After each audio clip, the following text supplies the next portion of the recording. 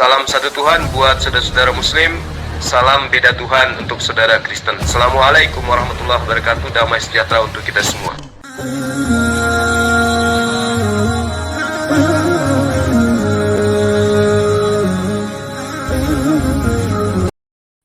Assalamualaikum warahmatullahi wabarakatuh. Berjumpa lagi dengan saya ya. Dan di kesempatan kali ini kita kembali kedatangan tamu spesial, yaitu Bang Frans Donald dari channel Wartawan Injil.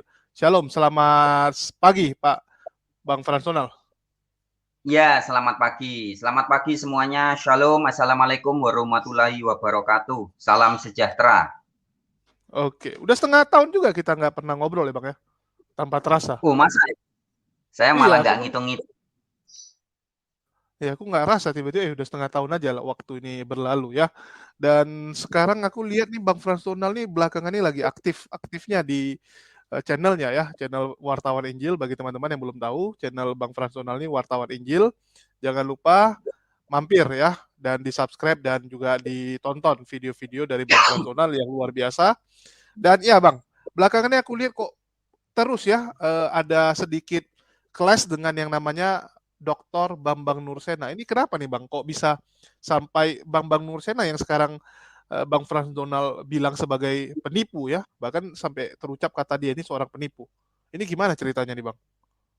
Oh iya, jadi tema perbincangan singkat kita pada kesempatan ini memang menjawab pertanyaan Bang Julius itu ya.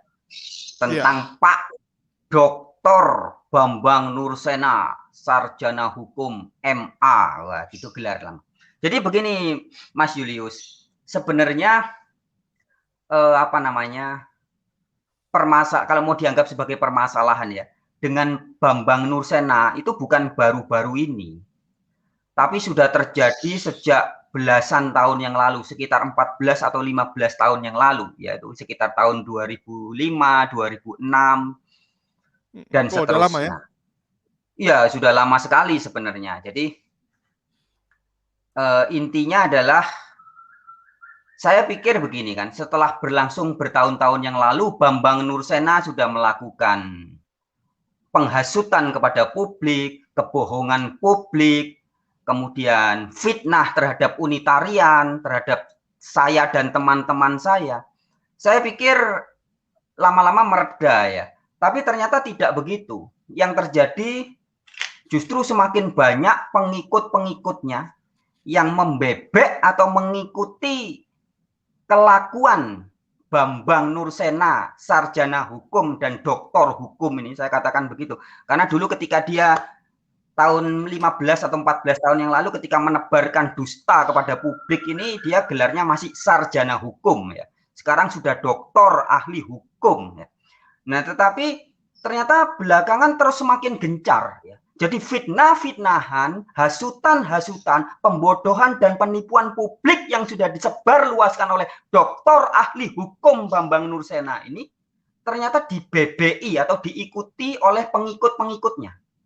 Bahkan di salah satu websitenya Rita Wahyu, yaitu website sarapanpagi.org ya. Nah, jadi kalau ini mau diranahkan ke hukum, ini sebenarnya Bambang Nursena sudah bisa kena pasal berlapis ya. Doktor ahli hukum Bambang Nursena melanggar banyak pasal. Penghasutan publik, penipuan publik, pencemaran nama baik, fitnah, menebar kebencian, dan juga bisa kena undang-undang ITE untuk websitenya Rita Wahyu ya.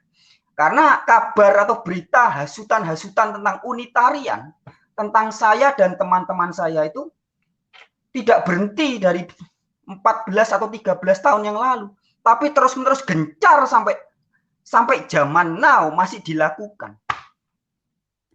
Nah, intinya yang saya tekankan begini, Mas.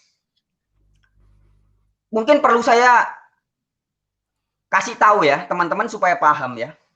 Sebenarnya Bambang Nursena sebenarnya mengakui bahwa dirinya itu kadang-kadang dia salah tuduh.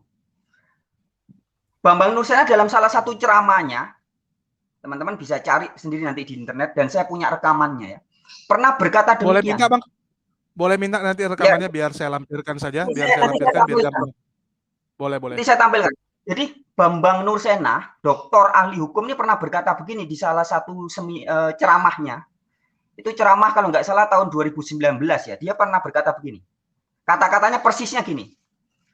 Kadang-kadang apa yang kita tuduhkan kepada orang lain itu ternyata bukan keyakinan dari orang yang kita tuduh. Kemudian yang kedua, mengurai kesalahpahaman. Kadang-kadang apa yang kita tuduhkan kepada orang lain itu ternyata bukan keyakinan dari orang yang kita tuduh. Nah, perhatikan baik-baik. Ini pernyataan Bambang Nursena sendiri loh. Nih saya tampilkan ya. Nggak apa-apa, nanti dikirim ke saya aja, Bang Fransonal. Ini kan kita cuma record, jadi karena ini record nanti tinggal dikasih ke saya tampilkan aja nanti. Gampang, biar lebih jernih. Kalau ini kan nggak jernih nanti. Oh ya, enggak apa-apa, biar ini nanti tak kirim juga. Ya. Yang kedua, mengurai kesalahpahaman. Kadang-kadang apa yang kita tuduhkan kepada orang lain itu ternyata bukan keyakinan dari orang yang kita tuduh. Jelas ya? Boleh.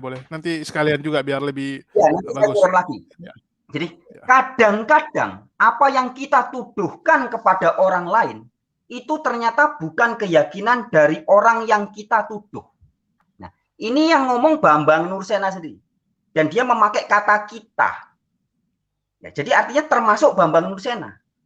Jadi secara langsung tersirat, Bambang Nursena mengakui bahwa kadang-kadang dia, doktor ahli hukum ini, kadang-kadang dia menuduhkan sesuatu kepada orang lain, dan itu ternyata bukan keyakinan dari orang yang dia tuduh.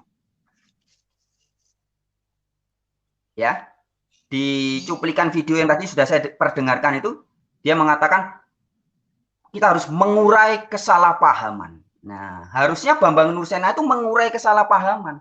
Jadi tahun 2006 atau 2005 dia. Bambang Nursena pernah menghubungi saya via SMS. Zaman itu masih zaman SMS ya. Dia SMS panjang membodoh-bodohkan saya, mengatakan saya sesat, tidak ngerti Alkitab, bla bla bla bla bla bla, tidak percaya ketuhanan Yesus, tidak percaya keilahian Yesus dan sebagainya. Nah, dari beberapa statement Bambang Nursena bahwa katanya saya tidak percaya ketuhanan Yesus, tidak percaya keilahian Yesus, saya bodoh dan sebagainya, maka saya balas, ayo Pak Bambang ada di kota mana? Saya datang, kita diskusi, kita berbincang-bincang. Jadi saya ngajak, kalau dalam istilah bahasa Arabnya tabayun ya. Saya mengajak tabayun. Ayo kita bicarakan. Anda menuduh saya tidak percaya keilahian Yesus. Anda menuduh kami Unitarian tidak percaya ketuhanan Yesus. Anda menuduh Unitarian pengikut Arius, Unitarian pengikut Saksi Yehova dan sebagainya. Banyak tuduhan-tuduhan dilakukan. Ayo kita tabayun Pak Bambang. Ayo kita. Dan dia balasnya, emang apa modalmu?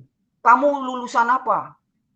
Modalmu apa? Bacaanmu apa? Saya tidak mau ketemu kamu. Weh, gitu ya. Nah, tetapi parahnya, jadi Bambang Nursena ini melakukan persis seperti yang tadi dia katakan itu, bahwa dia tadi mengatakan gini, kadang apa yang kita tuduhkan kepada orang lain, itu ternyata bukan keyakinan dari orang yang kita tuduh. Nah, jadi perkataan Bambang Nursena itu cocok dikembalikan kepada dia sendiri. Karena kadang-kadang Bambang Nursena memang gitu dan terbukti. Nah, buktinya ketika saya mau mengklarifikasi tuduhan Bambang Nursena, dia tidak mau. Tetapi fatalnya, parahnya, ini yang mengerikan. Dia bukannya disimpan di pikiran, disimpan di hatinya sendiri, enggak. Tapi kemudian dia menulis makalah. Ini makalahnya ini ya. Judulnya Sekte Unitarian Bukan Kristen Tauhid. Dan makalah ini isinya penuh dengan kebohongan, dusta, pembodohan publik, puan publik. Yang kemudian pada tahun sekitar 2000 berapa ini? Ini ada tulisannya di sini. 2008 ya. Ini makalah ini disajikan di forum kajian Institute for Syriah Christian Studies ISCS di gedung Keuskupan W.R. Supratman nomor 4 Surabaya 11 Maret 2008 ya. Ini dijadikan bahan seminar dan kemudian tidak cukup itu, dibukukan pula sama dia, dijadikan buku, bentuk buku warnanya coklat itu bukunya, disebarkan ke seluruh Indonesia.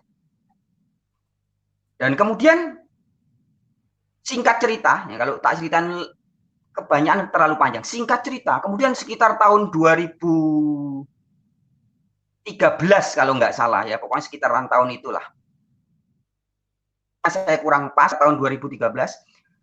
Makalah ini atau buku ini dimasukkan ke dalam website Rita Wahyu, sarapanpagi.org.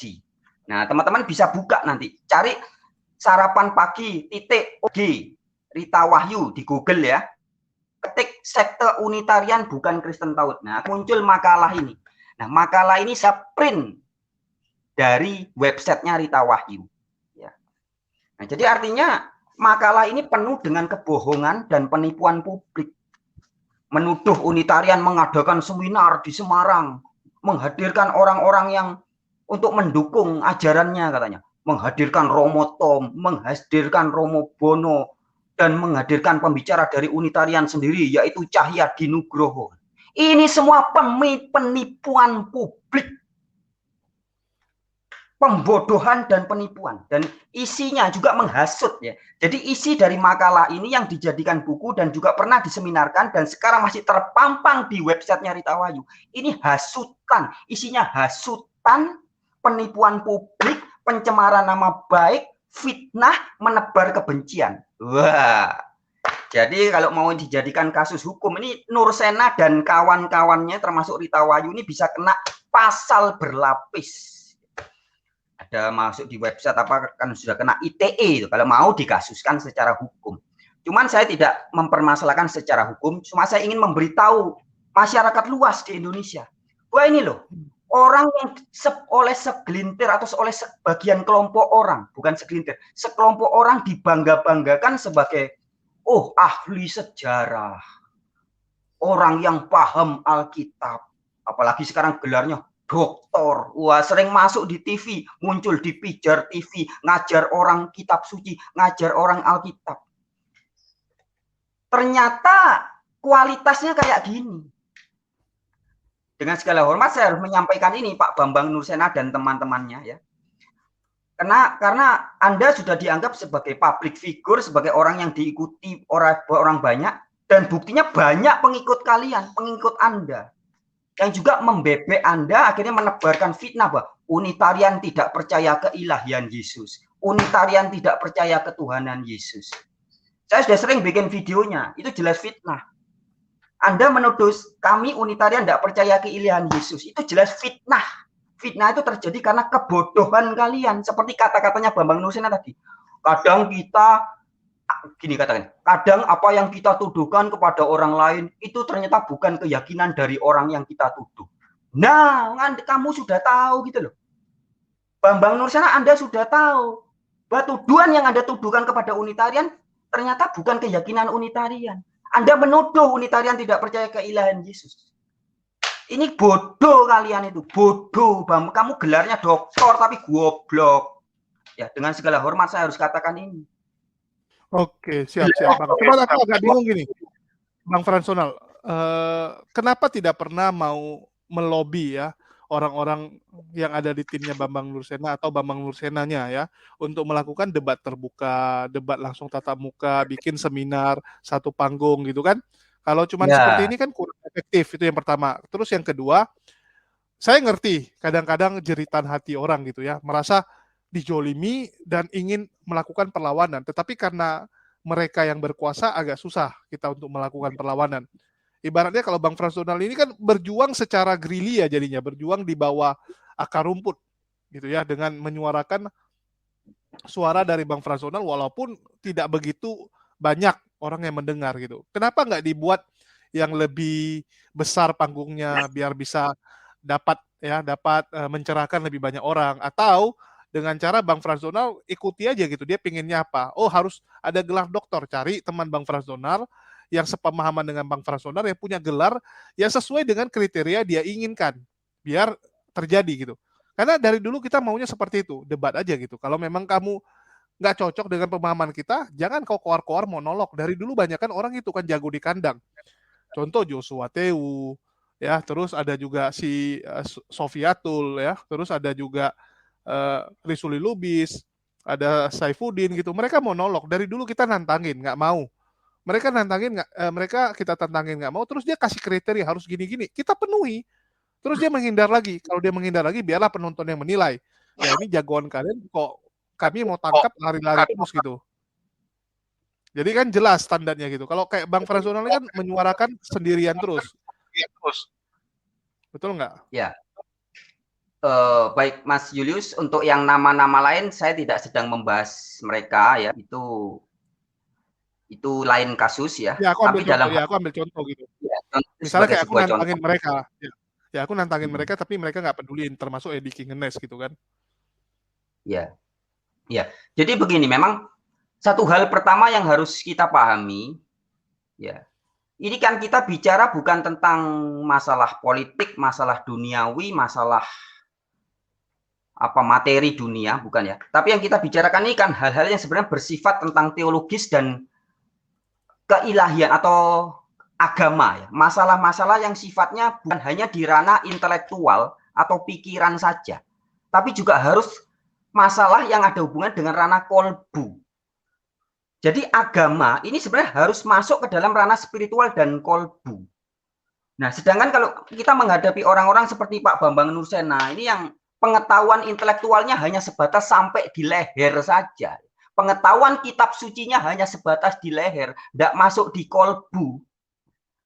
Nah, sehingga untuk berbicara dengan orang-orang seperti ini memang sulit sekali ya, karena dia memberikan alasan-alasan yang macam-macam. Oh, Frans Donald kan pendidikannya apa, dia gelarnya apa, bacaannya apa, nggak level dengan saya. Nah, kalau sudah begitu repot.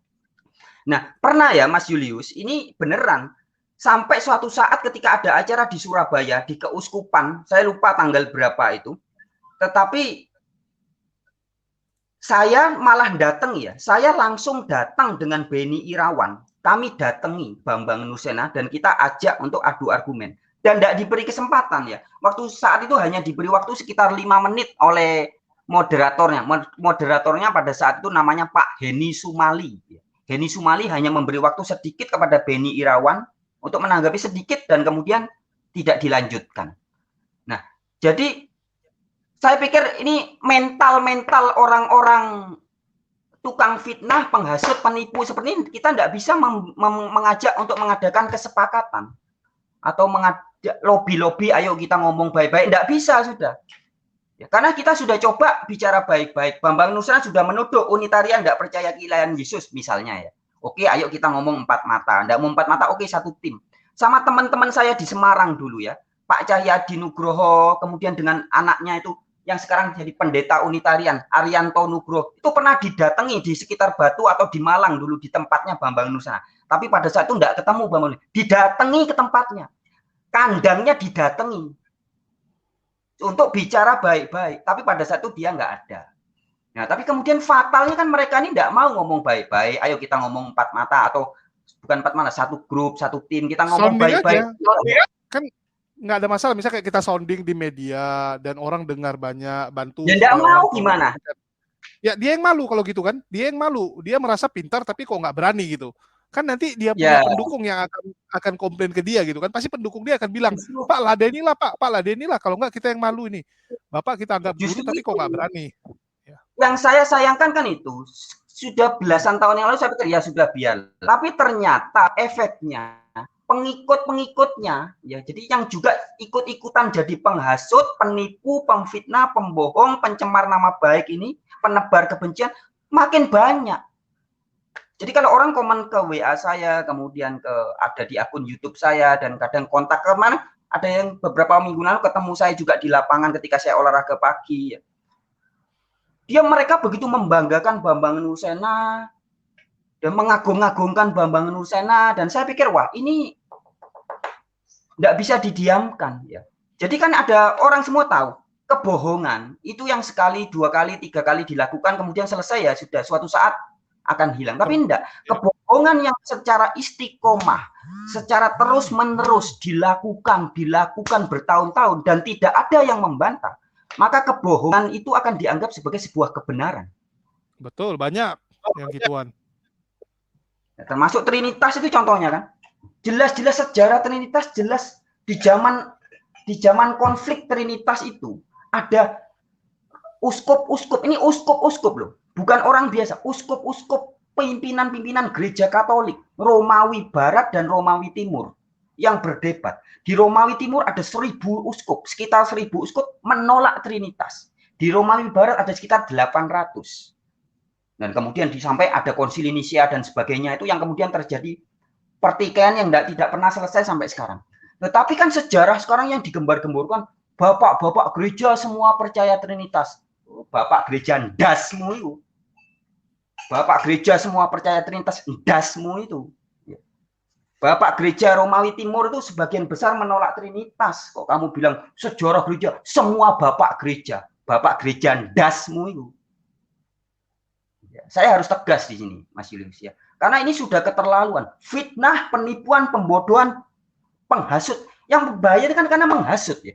Jadi buku-bukunya Nur Sena ini makalah yang sudah dijadikan buku yang disebarluaskan juga yang ada di websitenya Rita Wahyu. Ini menghasut masyarakat untuk benci Unitaria. Menghasut, menebar kebencian. Sehingga hari ini jangan terlalu disalahkan orang-orang yang hari ini banyak membenci Unitarian, membenci Saksi Yehova, membenci orang yang tidak percaya Trinitas. Mereka itu hanya korban dari hasutan orang-orang seperti Bambang Nursena, sarjana hukum, yang sekarang jadi doktor ahli hukum ini. Ini ahli hukum loh, ngelakuin hal kayak gini apa enggak rusak negara. Ahli hukumnya kayak gini, ahli hukumnya tukang hasut, pemfitnah, penipuan publik. Ayo, ahli hukum ini. Yang ngomong ini bukan orang yang berpendidikan tinggi. Yang ngomong ini seperti Petrus dan Yohanes yang di Kisah Para Rasul dikatakan. Petrus dan Yohanes ketika bersoal jawab dengan ahli-ahli Taurat, mereka heran. Ternyata Petrus dan Yohanes hanya orang biasa yang tidak terpelajar. Ini Bambang Franz Donald Ignatius. Bukan orang berpendidikan tinggi, bukan orang terpelajar seperti yang kamu bangga-banggakan. Harus doktor, harus paham bahasa Ibrani, paham bahasa Yunani. Enggak, ini orang biasa yang tidak terpelajar. Tapi ayo kita bersoal jawab.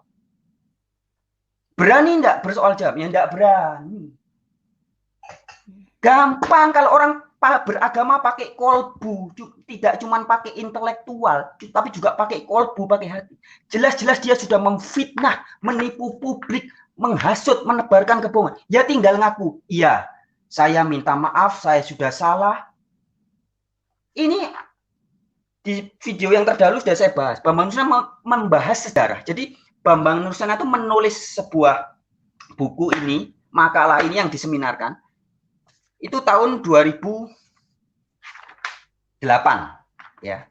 Nah, Bambang Nursena di makalahnya ini cerita sejarah atau kejadian yang terjadi di Semarang tahun 2007. Jadi Bambang Nursena di Jawa Timur menceritakan kejadian setahun yang lalu di Semarang, Jawa Tengah. Sama-sama di Pulau Jawa, sama-sama di Indonesia, orangnya masih hidup semua. Tapi sejarah yang diceritakan Bambang Nursena salah, menghasut, memfitnah, menipu, menebar kebencian pula. Gini kok dibilang ahli sejarah, nah? Bicara sejarah yang kejadian 1 tahun yang lalu aja salah, ngawur. Kok kemudian orang-orang pada percaya Bambang Nursena ahli sejarah. Kalau mau tanya sejarah gereja yang terjadi ribuan tahun yang lalu, hello, bicara kejadian 1 tahun yang lalu aja salah. Kok ngomong kejadian 1000 tahun yang lalu yang kamu belum lahir, Bambang. Kamu belum lahir tahun 1500. Zaman Martin Luther. Bapak-bapak gereja abad ketiga, abad keempat. Pret. Oke. Cuman di sini Bang Franz Donald, tapi kan dengan kamu melakukan ini, Bang, bukankah ini tidak efektif juga karena jumlah mereka lebih banyak gitu. Contoh nih ya, aku ambil contoh kemarin. Kan Risuli Lubis itu ngomong gitu. Kemarin sebenarnya dimulai dari ini, Nandar, saya bilang sama Bang Nandar, yuk ke Ciamis, ke sidangnya si KC ya, yang KC. yang lagi terkena masalah ini ya, terkena masalah penistaan agama ini kan lagi sidang tanggal 24 nanti, artinya lusa itu ada sidang lanjutan. Aku bilang sama Bang Nandar sama Ustadz Unggul, kalian pergilah ke sana gitu kan. Ya udah kita rundingkan masalah teknisnya, mereka pergi. Tiba-tiba Nandar goyang gitu, dia agak takut pergi ke sana karena nama dia disebut oleh KC. Karena nama dia disebut, dia mulai ragu gitu. Terus Risuli Lubis nantangin, kita jumpa nanti di sana ya Nandar gini-gini. Ya udah kita kompori lah Nandar. Bang, nama kamu udah disebut. Kalau kamu nggak datang, di mana harga diri kamu? Kita gituin. Saya sampai bilang, ya kalau saya pasti pergilah. Pendekar lebih baik mati daripada dihina gitu kan. Udah di depan umum semua orang bilang, datanglah. Dia bilang ya, datang nanti kita ketemu di sana 4 mata, kita debat, kita diskusi 4 mata gitu. Tiba-tiba kalau Nandar nggak pergi, kan malu dia dong. Bahkan orang-orang juga udah pada WA sampai bilangin ke saya gini, kalau Nandar nggak pergi, ya kalau Nandar beneran nggak pergi, Bang minta alamatnya, kita kirimi celana dalam, ya kita kirimin pakaian wanita saja, biar dia pakai pakaian wanita aja. Masa seorang pria takut gitu? Nah, itu yang membuat terakhir Nandar jadi pikir, waduh, kalau aku nggak pergi dihujat sama orang jadinya, mau nggak mau dia pergi. Ya sama sebenarnya bisa dilakukan kepada Bambang Nursena. Kita bikin tantangan terbuka dengan yang lebih besar, dengan disounding oleh lebih banyak orang. Kalau Bambang Nursena nggak berani, maka pendukung dia pasti akan bilang, aduh ternyata Pak Bambang Nursena ini pengecut, nggak berani. Ya kalau syaratnya udah kita penuhi, dia yang nggak berani datang kan, artinya pendukungnya juga harus mikir, jagoan kalian yang ketakutan, bukan kita yang menghindari dia, tapi dia yang menghindari. Ada apa? Kenapa dia tidak berani? Atau dia memang takut, atau dia memang sudah tahu yang dia ungkapkan ini selama ini kebohongan. Kan nanti orang akan terbukti. Yang takut inilah yang benar-benar sebenarnya menutupi kebohongannya. Kan seperti itu, Bang. Iya, tapi kan memang di dunia ini kan, karena saya pakai dasar Alkitab ya, kan di dalam Injil Matius 7 dikatakan bahwa jalan kebenaran itu dilalui sedikit orang, sempit dan sedikit orang yang melaluinya. Sedangkan jalan yang menuju kebinasaan itu lebar, luas dan diikuti orang banyak. Jadi sebenarnya ketika kita bicara kebenaran, ini bukan soal banyak-banyakan, ya. Pengikutnya Bambang Nursena lebih banyak, kemudian yang unitarian lebih sedikit, kemudian menang-menangan banyak-banyakan, bukan begitu. Tapi kita bicara tentang intinya yang ingin saya sampaikan, pokoknya Anda mau percaya atau tidak percaya, hai para pengikut dan pembebeknya Nursena, kalian bukan Kristen, saya katakan ya. Semua pengikut Bambang Nursena yang tukang kibul ini, kalian bukan Kristen, karena Kristen artinya adalah pengikut Yesus sebagai Kristus. Ya, jadi kalian hanya pengikut Bambang Nursena, bukan pengikut Kristus. Ya, itu yang penting dipahami. Dan saya hanya ini sebagai ungkapan, sebagai bukti, paling enggak dalam ini kalau nanti ini sekarang live atau enggak ya, di record ya. Ini kita rekam, nanti kita upload, Bang. Ini pasti banyak yang nonton. Saya berani ya, bilang ini yang nonton ya lumayan. Jejak digital, ya, akan menjadi sebuah jejak digital bahwa entah 5 tahun, 10 tahun atau 100 tahun lagi kalau Indonesia masih ada ya, bahwa di Indonesia pernah ada kejadian seorang yang pengajar trinitas yang bernama Bambang Nursena yang dipuja-puji banyak orang, yang dianggap hebat, ahli sejarah, ahli kitab suci dan sebagainya. Tapi ternyata ketakutan. Tidak benar begitu ya. Ternyata ada pihak lain yang membuktikan bahwa orang-orang yang orang atau Bambang Nursena yang dianggap sebagai orang ahli sejarah gereja ini, ternyata dia mengakui bahwa kadang-kadang apa yang kita tuduhkan kepada orang lain itu ternyata bukan keyakinan dari orang yang kita tuduh. Jadi nanti rekamannya saya kasih ke Mas Julius, rekaman yang tadi Bambang Nursena itu, kemudian nanti tampilkan juga di video ini ya, biar orang ingat kata-kata Bambang Nursena, bahwa dia dalam hatinya, dalam pikiran bawah sadarnya, dia sebenarnya mengakui bahwa kadang-kadang dia melakukan hal itu. Dia menuduh orang lain, ternyata salah tuduh jebule aku. Ternyata aku salah tuduh. Tapi dia malu mengaku itu. Nah, saya katakan ini agama ini bukan soal intelektual, harga diri, nama baik, bukan, Mas. Tapi ini masalah kebenaran di hadapan Sang Pencipta. Maka beragama itu tidak bisa cuma pakai akal pikiran, tapi harus pakai kolbu. Kolbu, pakai hati. Kita ini sadar, kita sudah lepas lagi dari harga diri, nama baik, nanti apa kata orang, sudah tidak mikir itu. Karena kita sadar semua, seluruh jiwa raga kita, rambut kita ini dari ujung rambut sampai ujung kuku kaki, semuanya hati, jiwa raga, bukan milik kita, tapi milik Sang Pencipta. Jadi sudah tidak ngurusi harga diri lagi. Bicara kebenaran di hadapan manusia, mungkin Anda harus pakai harga diri, nama baik.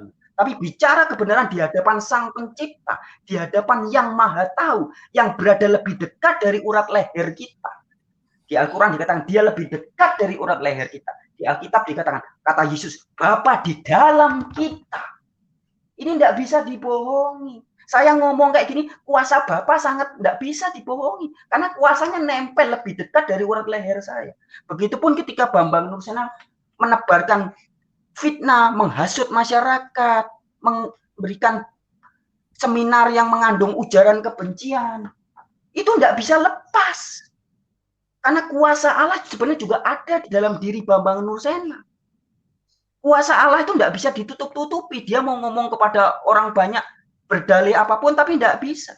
Karena kuasanya itu nempel di dirinya Bambang Nursena juga. Jadi ketahuan kolbunya dia kalau tidak dibuka, dia tidak bisa sadar. Tapi kalau dia beragama pakai kolbu juga, bukan cuma sedikit-sedikit.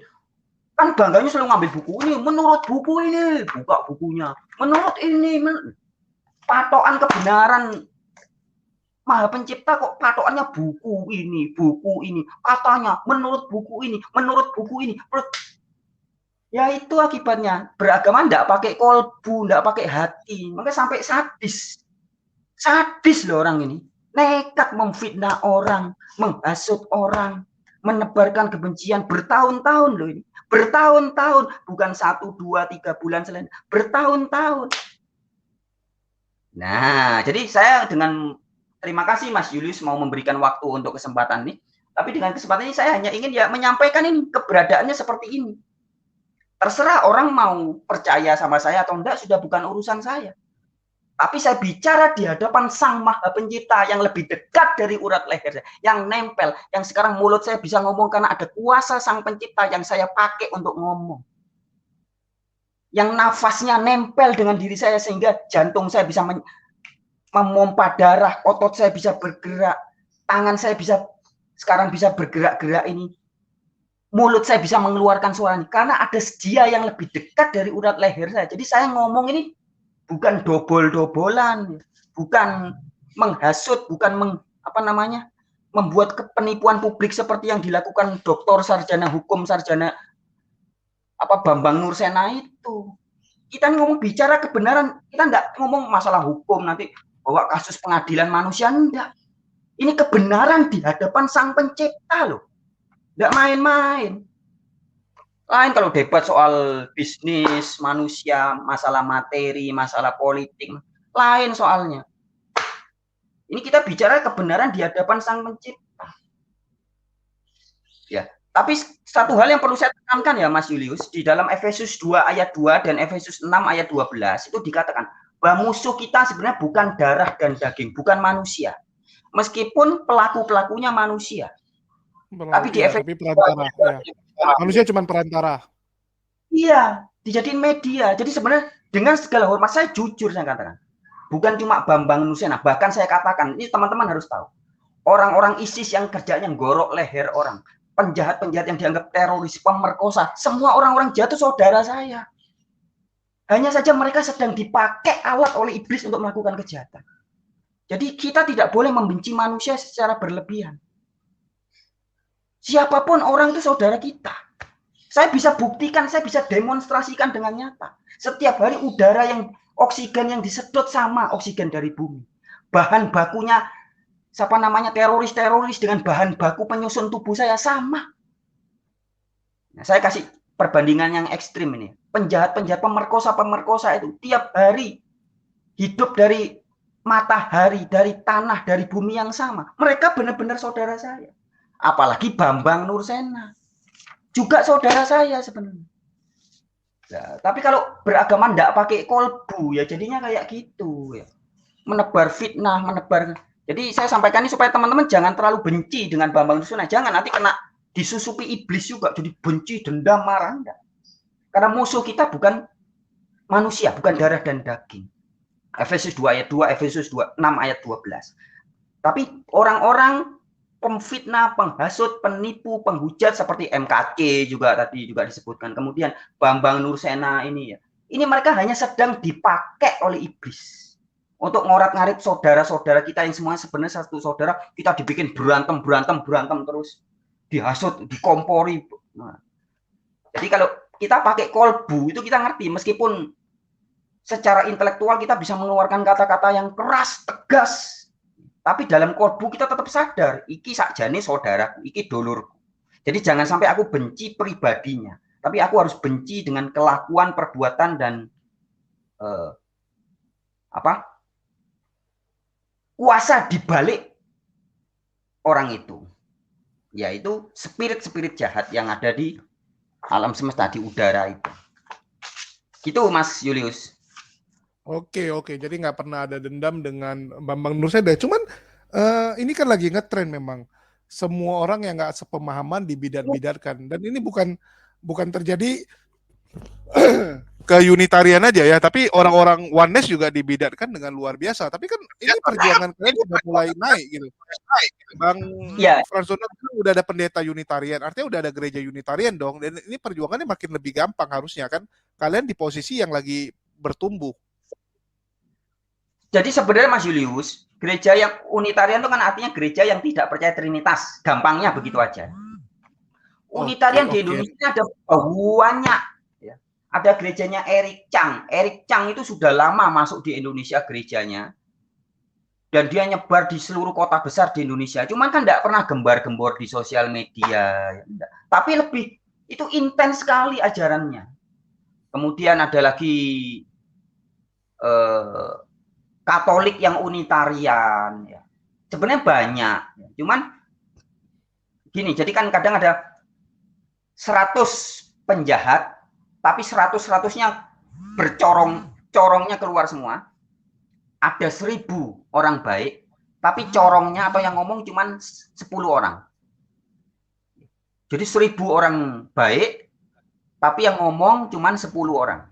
Sedangkan ini 100 penjahat, tapi 100-100-nya aktif, gencar. Ya, maka yang 1000 ini akan terkesannya kalah. Nah, kebaikan itu kan sebenarnya begitu.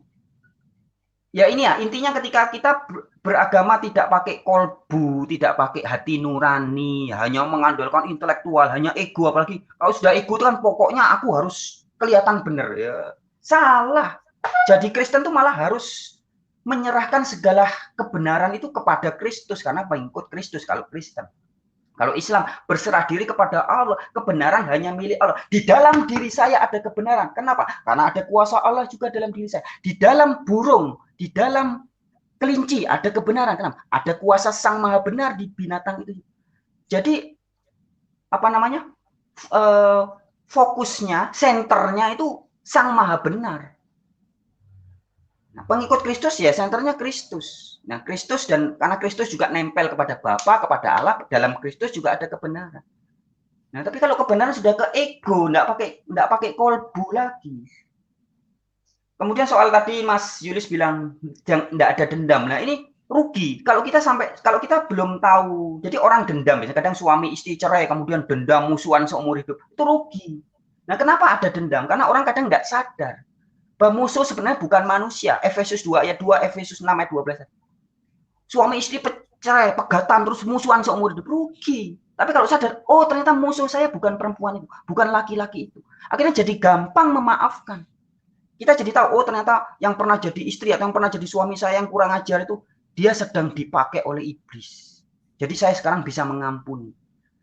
Kalau ada dendam, rugi. Hidup dendam tuh orangnya lagi santai-santai, kita siang malam lagi mandi mikirin dia. Kalau saya dendam sama Nursena, saya lagi mandi kepikiran Nursena, saya lagi mau tidur kepikiran Nursena, kan rugi. Makan tempe enggak rasa tempe, minum kopi enggak rasa kopi, rasanya Nursena. Rugi kalau ya lagi ini ya, lagi pingin olahraga, misal lagi tinju-tinju, mikirnya Nursena, tapi bagus juga jadi kuat kita, Bang. Mukulnya lebih kuat jadi ya. Tapi itu kan jadi kekuatan itu kan diinspirasi oleh dendam, Kebencian. Ya, kebencian. kebencian, bisa juga dengan cinta. Sama-sama kuat loh ini. Tapi kekuatan cinta lebih besar. Jadi orang mau Waduh, mau apa? profis. Ya. Oke, Dan oke. cinta Silakan dan lanjut. benci kan tipis sebenarnya. Cinta dan benci ini tipis. Batasnya kalau orang nggak pakai kolbu, kalau orang cuma pakai logika, pakai analisa intelektual, nggak nyampe. Tapi kalau kita pakai hati, pakai rasa kalbu, itu kelihatan. Ini orang ini berjuang, setiap hari berjuang kerja keras, ini karena kebencian atau karena cinta, mesti ketahuan, Mas. Nggak bisa dibohongi. Rasa nurani, rasa kolbu itu nggak bisa dibohongi. Kalau pengetahuan intelektual, kata-kata kayak gini, ini bisa bohong. Saya ngomong benci dengan Bambang, cuman suara, cuman kebohongan. Tapi kalau pakai bahasa kolbu, nggak bisa dibohongi. Nggak bisa dibohongi. Kata-kata suara bisa dibohongi. Nah, maka agama itu kan harusnya jalan spiritualitas. Agama adalah sebuah sistem. Itu tidak. Agama itu kacau. Sebuah sistem supaya manusia tidak kacau. Bukan supaya kelompok atau manusia negara tidak kacau. Iya, itu target. Tapi sebelumnya agama itu sebenarnya sifatnya pribadi. Jadi supaya tidak kacau itu di dalam diri kita dulu. Jadi antara pikiran kita dengan nurani kita itu harus nyambung, harus manunggal bersatu.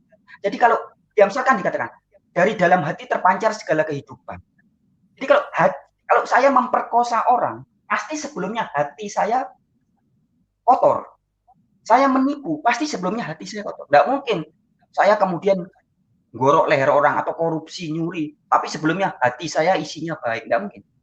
Jadi hati dengan pikiran dan perbuatan, hati, pikiran dan perbuatan ini mesti satu. Maka dari buahnya, dari perbuatan kita ketahuan. Isinya apa orang ini? Itu dari perbuatan-perbuatan. Kalau perbuatannya setiap hari dia nolong orang miskin, kemudian membantu orang-orang tanpa cerita-cerita ya, jadi enggak perlu digembar-gemborkan, dia bantu orang-orang susah. Tapi kemudian dia ngomong-ngomongnya di medsos, "Weh jancuk, matane asu, bangsa, bajingan." Tapi hatinya dia ternyata perbuatannya setia setiap hari. Beda dengan kesan kata-kata yang diucapkan. Banyak orang seperti ini. Nah, ini ilmu seperti ini tidak bisa diadakan di teori atau di universitas. Ini ilmu kehidupan. Jangan menilai orang hanya dari kata-kata atau intelektualitas, tapi dari buahnya. Nah, dari buahnya seperti Pak Bambang Nursena ini buah-buahnya dia kan kalau ngomong kan kesannya kayak pinter, bagus. Ya. Tapi hati-hati, ternyata mengandung racun, ada hasutan-hasutan. Ini ngeri loh.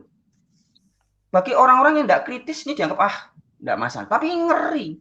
Maka diikuti juga seperti Gracia Pelo. Itu kan Gracia Pelo itu kan pernah jadi muridnya Bambang Nursena juga. Dan antek-anteknya yang lain, gaya-gayanya kan sama, menghasut, ngompor-ngompori orang untuk benci kepada unitarian. Harusnya kan enggak. Ayo duduk bareng. Pak Bambang Nursena duduk bareng sama unitarian. Kita ngomong dari hati ke hati. Mau ngomong intelektual, oke kita bahas kata per kata. Soal kata Tuhan, sebenarnya Bambang Nursena tahu Tuhan itu Tuhan.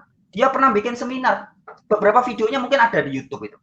Dia pernah mengajar. Jadi Bambang Nursena karena banyak orang juga bilang Bambang Nursena kayak ular, licik. Jadi kalau di komunitas Muslim atau komunitas tertentu dia bilang Yesus Tuhan itu bukan Yesus Allah, tapi Yesus itu Tuhan. Jadi Tuhan Yesus itu Tuhan Yesus. Karena berasal dari kata Lord, bahasa Yunaninya Kurios, Ibraninya Adon. Bambang Nursena sendiri bisa mengajar seperti yang sering saya sampaikan, bahwa Tuhan Yesus itu artinya Tuhan Yesus.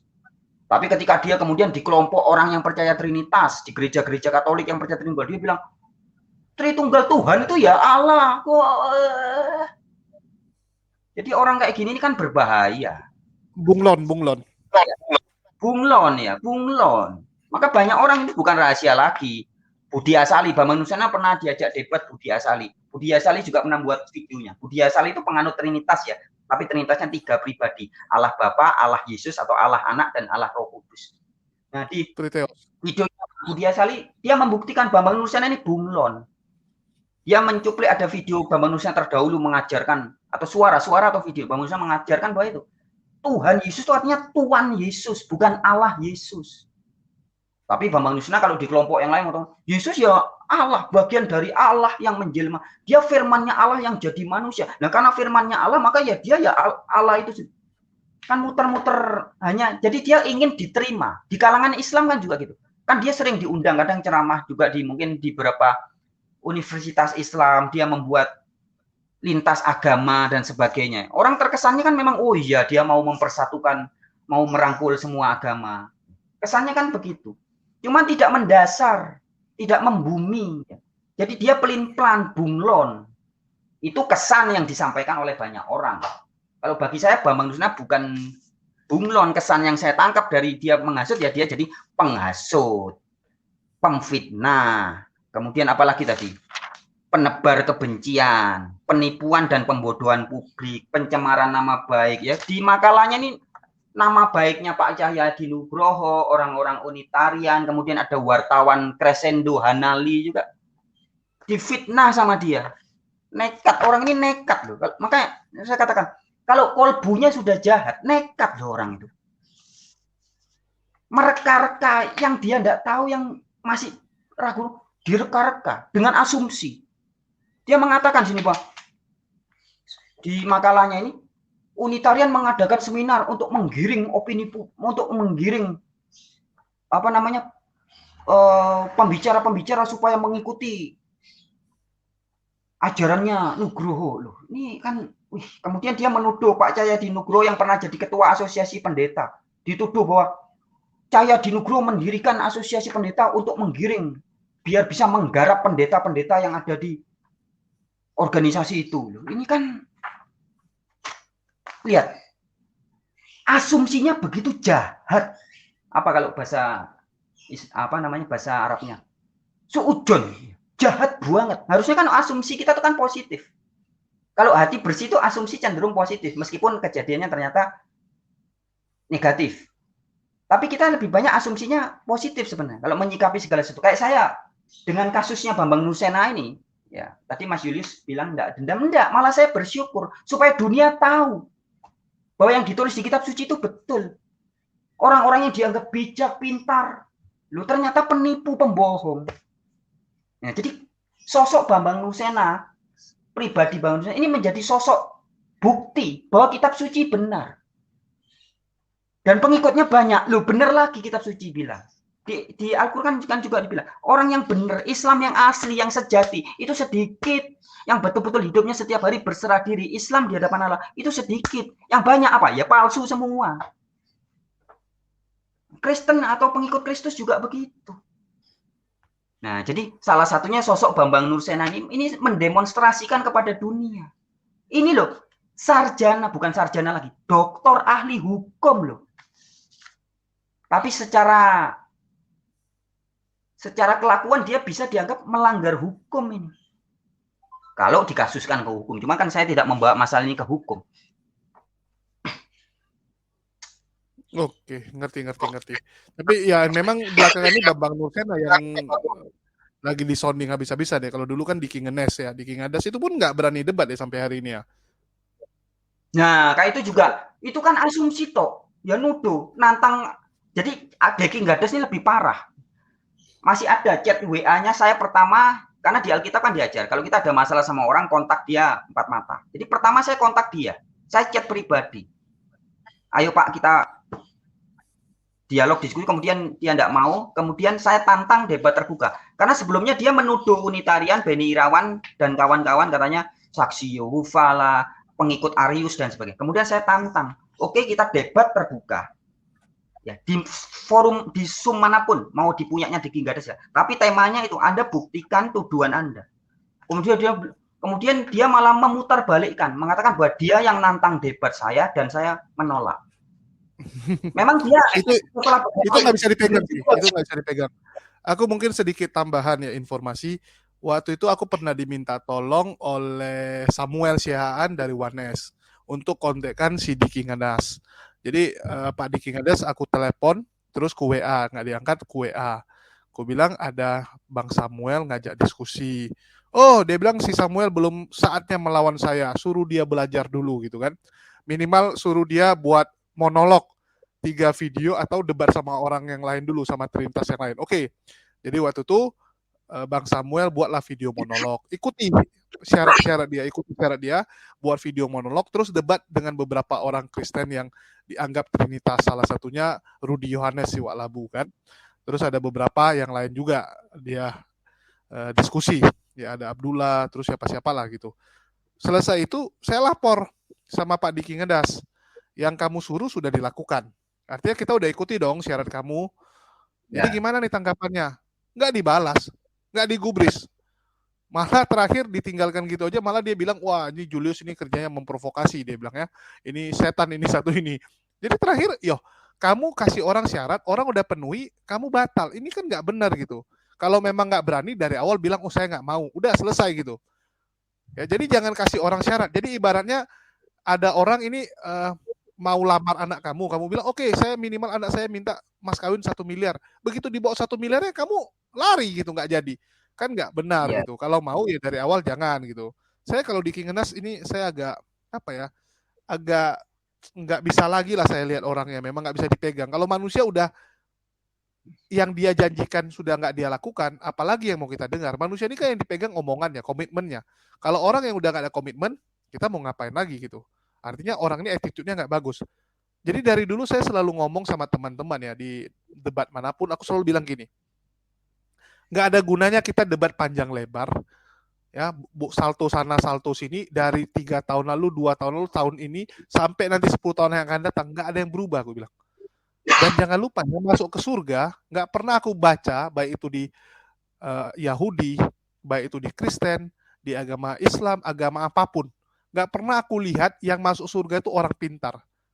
Yang masuk surga itu orang benar, aku bilang. Bukan karena titel kamu profesor, karena kamu ngerti bahasa Ibrani lah, karena kamu bisa 5 bahasa lah, karena kamu bisa punya murid 1000 lah, kamu masuk surga. Enggak, orang yang hidupnya benar.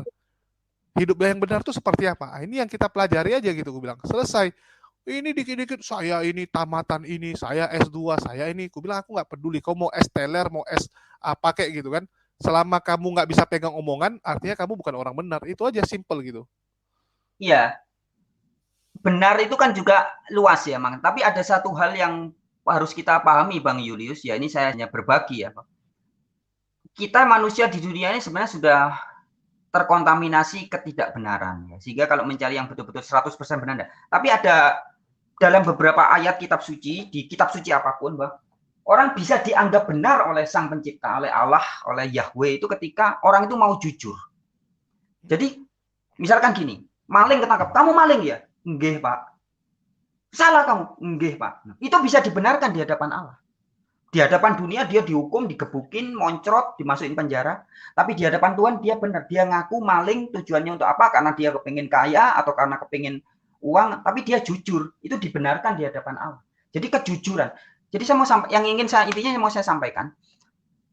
Kita tidak mungkin bicara kebenaran kitab suci atau agama atau spiritualitas jika tanpa hati yang jujur.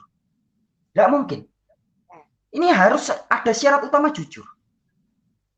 Tanpa kejujuran itu bisa dibolak-balikkan. Hitam dibilang putih, 3 dibilang 1, 1 bilang 3. Yang mengutus dibilang utusan, utusan dibilang sama dengan yang mengutus. Itu selalu bisa diputar-balikkan. Dan itu selalu yang dilakukan oleh guru-guru pengajar Trinitas. Betul tadi Mas Julius bilang, ini kita mau sampai 10 tahun. Bukan 10 tahun, Mas. Kalau di dalam dunia gereja atau Kristianitas, kekristenan, debat soal Trinitas ini bukan 1, 2, 100 tahun, bukan. Tapi sejak abad Jisamsu, ya. Sejak ribuan tahun yang lalu. Jadi kalau tiba-tiba kita berharap tahun ini atau 10 tahun lagi akan selesai, tidak bisa. Nah, tapi akan selesai kalau orangnya mau jujur. Kuncinya jujur itu dong. Jujur itu selesai. Daud ya di Alkitab itu, David atau Nabi Daud itu dinyatakan sebagai raja yang hidupnya paling morsal. Tidak ada buku sejarah raja yang dikisahkan kehidupan rajanya segalanya dibongkar habis-habisan. Daud itu dia dianggap nabi, dianggap orang benar, dianggap orang dibenarkan. Tapi kalau kita baca di Alkitab, kebejatan kelakuannya dia, kemorsalannya dia mengerikan. Bahkan dia seorang bapak yang gagal membentuk rumah tangganya. Anaknya jadi jahat semua. Anaknya kehidupannya enggak, kakak bunuh adiknya, bunuh-bunuhan. Kemudian enggak karu-karuan. Tapi di Alkitab dikatakan Daud dibenarkan oleh Yahweh. Karena ketika Daud dikatakan, kamu salah. Iya. Jujur intinya. Ketika Daud ditegur sama Nabi Nathan, kamu salah. Kamulah orangnya yang kurang ajar. Iya. Nah, jadi butuhnya kejujuran aja. Nah, kalau orang sudah tidak punya kejujuran, apalagi orang yang gelar masih memakai gelar, saya mau sampaikan juga mumpung ingat ya. Orang kalau sudah berbicara kekristenan, bicara Alkitab, kemudian membangga-banggakan gelarnya, harus sekolah ini, harus gelar doktor, harus ahli bahasa Ibrani, ahli bahasa ini, jabatannya apa, itu sudah pasti Kristen palsu, Mas Julius. Pasti. Saya mau tegaskan ini. Orang kalau mau jadi Kristen, pengikut Kristus, bawa pangkat saya ini, jabatan saya gelar, itu pasti Kristen palsu. Saya saja ya, Frans Donald, kalau saya ngomong, saya mau jadi Kristen karena saya ini pernah sekolah di sini, saya pernah ini, saya pasti saya jadinya Kristen palsu. Karena Kristen yang asli itu harus melepaskan segala sesuatu. Yesus bilang, kamu tidak bisa jadi pengikutku kalau tidak meninggalkan segala sesuatu. Tinggalkan kemelekatanmu, melekat kepada anak, tinggalkan anak. Orang anak yang di Alkitab dikatakan orang kaya itu jual hartamu, karena dia melekat kepada harta. Kalau Anda melekat kepada istri, pasti bilang tinggalkan istri. Melekat kepada hobi, tinggalkan hobi. Apalagi masih melekat dengan gelar jabatan pendeta. Saya ini pastor loh. Saya ini S3. Saya ini S tungtung, S lilin. Tidak bisa. Tinggalkan SS-mu, tinggalkan gelarmu. Tidak boleh jadi Kristen bawa gelar. Saya ini jenderal. Saya ini master teologi. Saya ini doktor teologi. Tidak bisa. Sudah pasti jadinya Kristen palsu. Kristen harus meninggalkan semua itu. Saya mau tegaskan ini jelas, very clear kata-kata Yesus. Syarat jadi Kristen tuh ya ikut kata Yesus dong. Masa ikut katanya organisasi gereja. Katanya gereja Katolik, mau jadi Kristen ya bergabung di gereja Katolik. Nggak ada kata Yesus mau ikut jadi Kristen. Tinggalkan segala sesuatu. Baru bisa. Nah, kalau orang mau jadi Kristen malah bawa-bawa. Saya ini master teologi. Saya ini doktor. Saya ini sarjana. Loh ya pasti jadinya Kristen palsu. Yesus bilang tinggalkan, kamu malah bawa. Loh ya apa tuh? Nah, jadi ya begitu intinya ya. Jadi seperti Pak Deki Gadas, Bapak Indonesia ini kalau selama mereka masih beragama tidak pakai kolbu, cuman agamanya cuman intelektual, pengetahuan itu loh. Kena amnesia udah hilang semua sudah pengetahuan. Tidur, kita kalau malam tidur nyenyak loh, pengetahuan hilang semua. Enggak kanggo, enggak guna semua. Ya, pengetahuan sebenarnya enggak cukup, betul Mas Julius bilang tadi. Kita enggak ada masuk surga karena pengetahuan, enggak.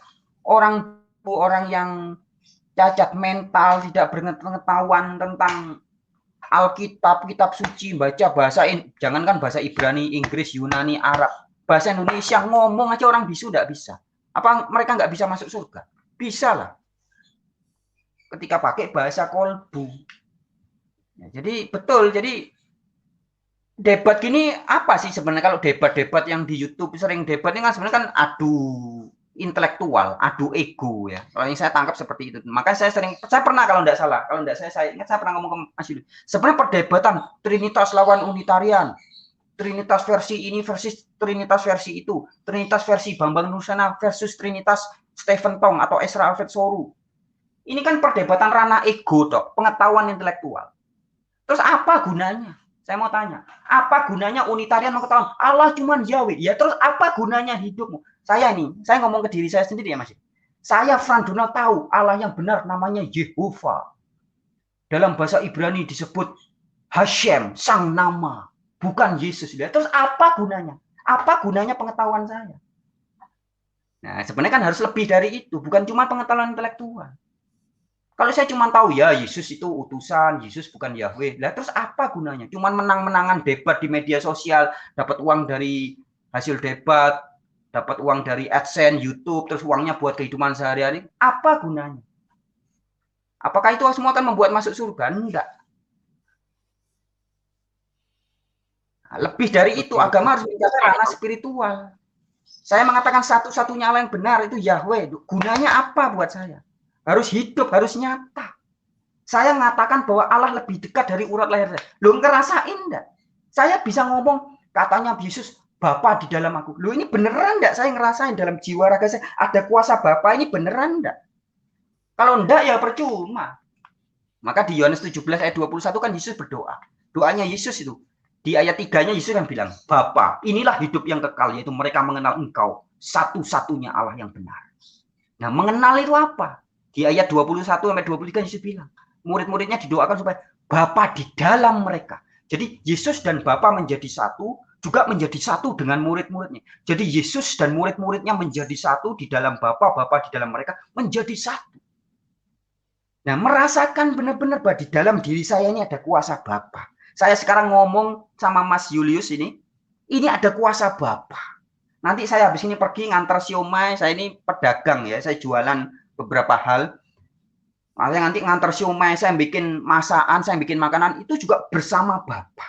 Bersama Allah Subhanahu wa Ta'ala yang dalam Al-Quran lebih dekat dari urat leher. Saya melakukan apapun, mandi, beol, kencing dan sebagainya bersama dengan Dia yang lebih dekat dari urat leher. Nah, itu harusnya target orang beragama itu begitu. Bikin channel YouTube, nanti dapat uang, uangnya pun dipakai untuk kemuliaan Dia yang lebih dekat dari urat leher. Jadi semuanya dilakukan bersama Bapa, karena Bapa itu satu, Yahweh itu satu, Allah Subhanahu wa Ta'ala itu satu. Dia yang mana? Yang ini bisa saya rasakan nih. Yang setiap hari ngasih saya nafas, kemudian jantung saya bisa berdenyut, mompa darah, otot urat saya bisa bergerak, terus sekarang mulut saya bisa ngomong, karena ngomong mengeluarkan suara. Ini karena ada kuasa Dia yang begitu nyata. Nah, harusnya kan spiritual lebih banyak bicara hal-hal yang nyata gitu, bukan cuma konsep. Bahasa Ibraninya Adonai itu Tuhan. Kalau Allah itu Elohim, namanya Hashem. Loh, apa gunanya kamu nyebut Dia Hashem, Yahweh? Kalau teman-teman muslim misalkan nyebut ketika sholat Allahu Akbar, ketika makan Allah Maha Besar, itu sudah ngerasakan bener enggak? Saya mau tanya teman-teman misalkan, ketika mengatakan Allah Maha Besar, Allah, Anda sudah ngerasakan bener enggak Allah itu Maha Besar? Baru ngomong atau masih menghayal Allah Maha Besar, habis sholat kemudian bingung lagi, besok aku makan apa, nanti anakku bagaimana? Ya itu enggak ngerasakan. Kalau saya makan minum, saya ini haus Mas Julius ya, saya lagi haus, kebanyakan ngomong ini. Nah begitu haus ini kan rasanya nyata, beneran haus ini bukan teori. Maka saya ngambil air terus tak minum. Loh, habis tak minum, terasa kan? Hausnya hilang. Loh beneran, loh beneran. Nah harusnya ketika kita berkata Allahu Akbar atau satu-satunya Allah yang benar itu Yahweh, itu juga harus terasa, lebih terasa dari sekedar minum ini. Nah kalau cuma konsep tahu namanya Yahweh, oh Trinitas itu salah, Yesus itu ini begini, apa gunanya? Nah harusnya perbincangan agama ranah spiritual lebih nantinya mengarah ke sana. Maka saya bilang dulu sama Mas Julius, yang kita debatkan ini pelajaran SD, kayak anak SD. Kita debat Unitarian versus Trinitas, Trinitas versinya Bambang Nursena atau Romo Daniel Biantoro versus Trinitasnya Esra Soru atau Deki Gadas. Ini kan perdebatan anak SD. Apa gunanya? Anda tahu air ini mengandung ini ya, air aqua ini mengandung apa namanya mineral, sangat menyehatkan, sangat kuat kandungannya. Percuma disimpan pengetahuan itu di sini. Anda sudah minum? Belum. Apa gunanya? Nah, harusnya kan dari SD SMP belajar lagi teori SMA, belajar lagi teori mahasiswa, kemudian dipakai ilmu itu di dunia nyata. Jadi beragama itu harus membumi. Jangan ngomong agama langit. Kita ini hidupnya di bumi. Bahan bakunya Mas Julius dan saya ini dari unsur bumi semua, dari unsur tanah, mineral-mineral penyusun tubuh kita yang menjadi tulang, otot, daging, kulit, rambut, darah. Jadi 7 unsur ini dari bumi semua. Ya maka kita harus membumi hidupnya. Jangan konsep agama langit yang diomongin konsep-konsepnya tanpa membumi. Percuma kan. Nah, jadi Harusnya ke depannya begitu. Jadi enggak apa-apa sekarang debat seperti channel-channel Islam, debat dengan Kristen, enggak apa-apa. Tapi jangan terus-terusan gini terus perang ego loh. Buat apa? SD ribut terus. Diajak naik SMA enggak mau. Maunya ngomongin masalah SD terus. Masalah Trinitas, ya rugi dong, Mas. Hidup itu kan harus seimbang. Mas Ya, Julius itulah ini kalau waktu ya boleh. Aku pun sebenarnya gitu, Bang Frans. Aku sekarang udah malas debat yang nggak penting. Aku lebih suka kayak kita bahas kehidupan atau berita-berita gitu yang jelas ya, fakta. Oke, mungkin itu aja. Makasih nih buat ya, Pak. kesempatannya, Bang Personal. Halo, saya tambahin dikit. Iya, boleh silakan. Tapi enggak apa-apa, Mas Julius. Jadi kan manusia itu kan berproses ya. Tuhan menciptakan Iya, itu semua selalu berproses. Kita aja 9 bulan di dalam perut. Kalau Tuhan mau kita ciptakan 1 bulan di perut langsung besar, langsung lahir, bisa. Tapi enggak. Kita diciptakan proses ada waktu sekitar 9 bulan. Nah, kemudian jadi anak-anak, jadi remaja, jadi dewasa. Nah, perjalanan spiritual juga gitu. Enggak apa-apa. Sekarang teman-teman kayak Yonatan Nandar, siapa lagi orang-orang yang masih sering debat-debat, terus Wanes masih sering debat di internet. Enggak apa-apa, itu proses. Kita jangan menilai orang kalau kita kayak lihat lukisan itu jangan cuma dilihat titik tengah atau nonton film sinetron, jangan cuma tiba-tiba menit tengah-tengah ditonton langsung menyimpulkan, jangan. Jadi setiap manusia, Mas Julius juga pernah bilang ke saya kalau nggak salah, ingat saya kayaknya betul, pernah belajar agama Buddha, pernah mempelajari ini. Ini bagian dari proses, Mas. Iya, betul. Ya. Proses semua. Jadi kita nanti suatu saat ngerti-ngerti sendirilah. Suatu saat akan paham. Ya, ternyata semua enggak ada yang sia-sia, enggak apa-apa, tapi pikirnya positif harus. Ya, jadi ini proses semua. Teman-teman mau debat, mau ini ada yang mungkin buat channel YouTube tujuannya 100% untuk memang jadi debater, nyari uang tok, ya enggak apa-apa, sudah biarin. Tapi nanti satu saat kan ada titik jenuhnya dan tadi Mas Julius bilang bahwa sekarang sudah ingin bicara hal-hal kehidupan. Nah, itu artinya sudah ada sudah merasa hampir cukup ya. Jadi debat intelektual itu kayaknya sudah cukup. Sekarang kita bicara hal yang lebih spiritual lagi, lebih tentang kehidupan. Tapi dasarnya maka saya katakan seperti SD ya, kayak pemahaman kita pengetahuan Alkitab, Al-Qur'an itu kan kalau cuma tekstual, cuma tulisan-tulisan itu kan seperti pengetahuan SD. Kita diberitahu bahwa Allah itu satu, ya, terus kenapa? Oh, dalam bahasa Arab dia sebutnya Allah Subhanahu wa taala. Ya, terus kenapa? Dalam bahasa Ibrani Yahweh, ya. Terus apa gunanya dalam hidup kita? Nah, ini nanti kan ada fase tersendiri. Ketika kita dalam dunia nyata, kita merasakan enggak? Tauhid itu kan sebenarnya mengesahkan Allah itu kan bukan menyatakan bahwa Allah itu satu. Itu betul, tapi bukan begitu toh. Tapi tauhid yang sebenarnya adalah ketika Mas Julius itu sadar. Ketika sekarang kita lagi ngobrol gini, nanti Mas Julius pergi kemana, tadi pagi makan bersama, itu sebenarnya kita harus dengan kesadaran bersama-sama dengan Sang Maha Kuasa. Jadi mengesahkan Allah itu menyatukan Allah dengan diri kita sebenarnya.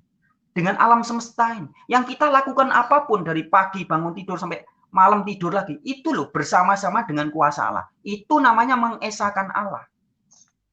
Bukan cuma tahu Allah itu bahasa orang Hindu nyebutnya Sang Yang Widiwasa. Teman-teman lain menyebutnya Tien. Bukan cuma itu.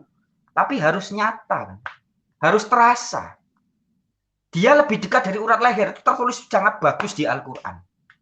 Di kitab-kitab teman-teman kita pelaku Hindu dikatakan, dia percikannya ada di dalam Mas Julius. Nah, perkaranya Mas Julius ngerasain enggak? Beneran loh, ini bukan teori. Al-Quran mengatakan bahwa dia lebih dekat dari urat leher. Itu bukan lip service, bukan sebuah bahasa metafora. Bukan, beneran Mas. Ketika Yesus berkata, Bapa di dalam kita, ini sungguhan. Nah, ini kita bisa rasakan enggak? Nah, perbincangan-perbincangan seperti ini saya pikir ke depannya ini lebih penting. Tapi memang dasarnya juga tadi debat dulu, adu intelektual, adu pengetahuan itu ya memang proses. Jadi ya biarkan mereka melalui, apalagi anak-anak masih muda, masih senang pencarian. Saya dulu umur-umur seperti Mas Yonatan Nandar, umur-umur seperti siapa lagi itu? Lupa namanya saya itu, yang sering debat-debat. Ya gitu. Kita punya pengetahuan, datang. Makanya Bambang Nursena merasa gitu, tak datangi. Jadi semangatnya mencari betul. Loh, aku yakin begini. Loh kok Bambang Nursena ngomong gitu, tak datangi. Oh, ternyata dia mengeles, enggak mau. Kemudian Budi Asali Esra ngajak debat 9 bulan, ayo kita layani. Kita semangat dulu masih muda. Ya. Nah, tapi ada prosesnya bahwa ternyata ranah pengetahuan intelektual itu ada waktunya kita menuju ke step atau perjalanan spiritual yang lebih lagi. Bukan SD, terus SMP, terus yang dibahas. Ya. Kan lebih enak kita bicara hal-hal yang... Tapi gini Mas, wah ini saya kalau ngomong tidak selesai-selesai. Jadi intinya semakin pengetahuan kita luas, itu kebuka semua nanti. Yang kita dulu sangka, oh kenapa sesajen orang-orang Jawa pakai sesajen? Itu kan kafir, musyrik loh. Ternyata setelah kita tanya dari hati ke hati, walah, ternyata maksudnya bukan begitu. Seperti yang tadi Bambang Nusna mengatakan, kadang-kadang apa yang kita tuduhkan kepada orang lain itu ternyata bukan keyakinan dari orang yang kita tuduh. Nah, ini harus ilmunya di ilmu kehidupan. Kenapa orang sakit sajen? Ada yang bilang itu musyrik, itu nyembah setan. Ada yang bilang, oh tidak, itu memuliakan unsur-unsur alam semesta. Dia ketika menghargai air dengan cara sajen, itu dia mengenang bahwa dia tidak bisa hidup setiap hari tanpa air. Ketika dia memuliakan gunung, dia sadar bahwa dia tidak bisa hidup tanpa oksigen. Ternyata pemahaman-pemahaman seperti itu. Jadi, oh berarti selama ini tuduhan saya salah. Nah, hal-hal seperti ini nih luas sekali. Kita bicara agama itu sebenarnya luas. Nah, maka ketika kita mau membuka diri, membuka hati secara spiritual ya, alam semesta otomatis akan memberi tanpa kita minta. Makanya saya bilang, saya belajar itu bukan belajar nyari kayak orang nyari loh Mas, enggak. Diberikan oleh alam semesta. Jadi Allah Bapa atau Yahweh atau Allah Subhanahu wa taala itu maha baik beneran. Dia setiap hari memberi saya hidayah, memberi saya ilmu itu datang sendiri. Enggak saya minta, saya dikasih ilmu ini, dikasih ini loh. Maka ada ayat mengatakan nikmat Tuhan apalagi yang hendak kita dustakan. Jadi kalau saya katakan Mas Julius, berkah yang diberikan oleh Allah Subhanahu wa taala ke saya itu berlimpah loh, kebanyakan kayak saya bilang. Saking banyaknya kadang saya mau ngurusin ini bingung. Kayak sekarang, saya sebenarnya kalau ngomong gini kepengen terus enggak selesai-selesai. Tapi sebentar lagi saya ada berkat, saya harus ngirim siomay, saya harus bikin masakan tertentu, entar lagi saya harus ini, harus itu. Oh, kakean berkat toh. Coba berkatnya cuma ini toh ya sudah saya fokusin. Tapi kan enggak, harus berbagi dengan pekerjaan sehari-hari yang lain hasil loh. Jadi hidup ini sebenarnya penuh dengan berkah. Kita tidak pernah kekurangan apa-apa, tapi kita kelebihan, kakean, kebanyakan sebenarnya. Nah, karena tidak bisa memanage kebanyakan itu malah kita merasa kita kurang karena nggak sadar. Padahal sebenarnya kita kelebihan. Oke Mas Julius, gitu aja ya. Terima kasih banyak buat waktu. Terima kasih Bang Rasional atas waktunya. Ya. Mohon maaf kalau ada pernyataan-pernyataan yang kurang berkenan buat semuanya. Siap. Makasih. Salam Mas Fransonal atas ilmu yang sudah diberikan pada pagi hari ini. Oke, kita sudahi saja. Makasih buat teman-teman yang sudah nyimak dari pembicaraan kita hari ini. Semoga apa yang kita bicarakan ini ada hikmat dan juga edukasi yang dapat teman-teman terima ya. Dan di akhir kata saya ucapkan wassalamualaikum warahmatullahi wabarakatuh. Sampai jumpa di kesempatan berikutnya ya. Makasih buat semuanya. Makasih buat Bang Fransonal juga. Oke. Wabillahi taufik wal hidayah. Wassalamualaikum warahmatullahi wabarakatuh.